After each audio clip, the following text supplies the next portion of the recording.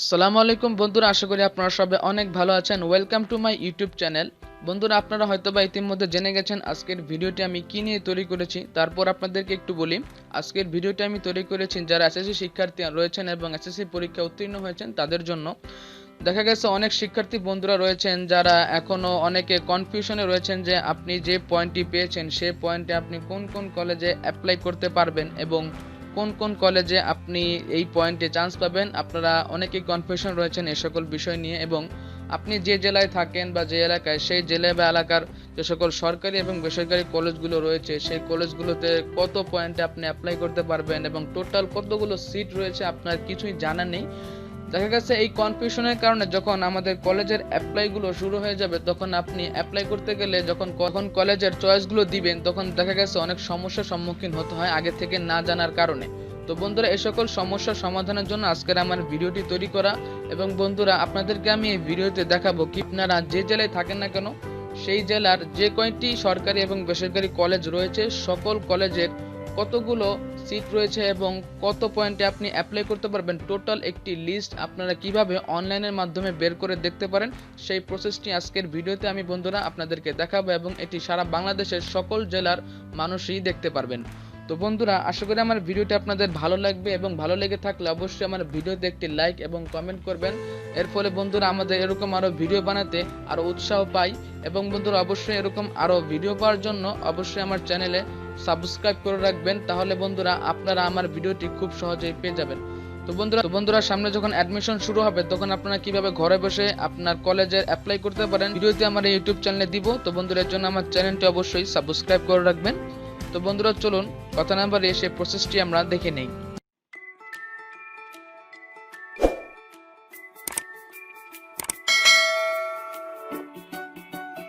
তো বন্ধুরা, কলেজের লিস্টগুলো অনলাইন থেকে বের করার জন্য আপনারা আপনাদের মোবাইল ফোন অথবা কম্পিউটার যে কোনো একটি ব্যবহার করতে পারেন। আমি মোবাইল দিয়ে আপনাদেরকে দেখাচ্ছি, যেহেতু অনেকেরই মোবাইল আছে কম্পিউটার নেই। তো বন্ধুরা, আপনারা আপনাদের মোবাইল ফোনে যে কোনো একটি ব্রাউজারে চলে যাবেন, ওপেরা মিনি অথবা গুগল ক্রোম, যে কোনো একটি ব্রাউজারে চলে যাবেন। আমি আমার মোবাইল ফোনের গুগল ক্রোমে গিয়ে আপনাদেরকে দেখাচ্ছি। তো বন্ধুরা, যাওয়ার পর আপনারা সেখানে যে অ্যাড্রেস বার রয়েছে সেই অ্যাড্রেস বারে আপনারা গিয়ে লিখবেন xi class.admission.government.bd।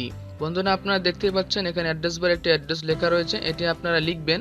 আর যদি এটি লিখতে না পারেন তাহলে কোনো সমস্যা নেই, আমার ভিডিও ডিসক্রিপশনে এই লিঙ্কটি দিয়ে দিব, সেখান থেকে আপনারা সরাসরি এই ওয়েবসাইটে প্রবেশ করতে পারবেন। তো বন্ধুরা, এটি লেখার পর আপনারা যখন সার্চ দিবেন তখন আপনাদেরকে একটি ওয়েবসাইটে নিয়ে আসবে, এরকম একটি ওয়েবসাইটে নিয়ে আসবে, দেখতেই পাচ্ছেন একাদশ শ্রেণীর ভর্তির আবেদন। বন্ধুরা, এখানে আপনারা যারা মোবাইল ব্যবহার করবেন তারা একটু আঙ্গুল দিয়ে বড় করে নেবেন। বড় করলে এখানে বন্ধুরা দেখবেন এখানে ঢাকা, কুমিল্লা, রাজশাহী এরকম 8টি বিভাগের একটি লিস্ট দেওয়া থাকবে। তো বন্ধুরা, আপনারা যে বিভাগের আছেন, অর্থাৎ আপনার জেলাটি যে বিভাগের আন্ডারে সেটি ক্লিক করবেন। তো বন্ধুরা, যারা ঢাকা বিভাগের তারা ঢাকাতে ক্লিক করে দিবেন। তো বন্ধুরা, ক্লিক করে দেওয়ার পর এখান থেকে আপনাদেরকে একটি পিডিএফ হবে। তো বন্ধুরা, আপনারা এই পিডিএফ ফাইলটি ডাউনলোড করে নেবেন। কিন্তু বন্ধুরা, যাদের মোবাইলে পিডিএফ রিডার নেই তারা প্লে স্টোর থেকে একটা পিডিএফ রিডার ইনস্টল করার পর এটি ডাউনলোড করবেন। তো বন্ধুরা, ডাউনলোড অপশনে ক্লিক করলে আপনাদের মোবাইলে একটি লিস্ট ডাউনলোড হবে।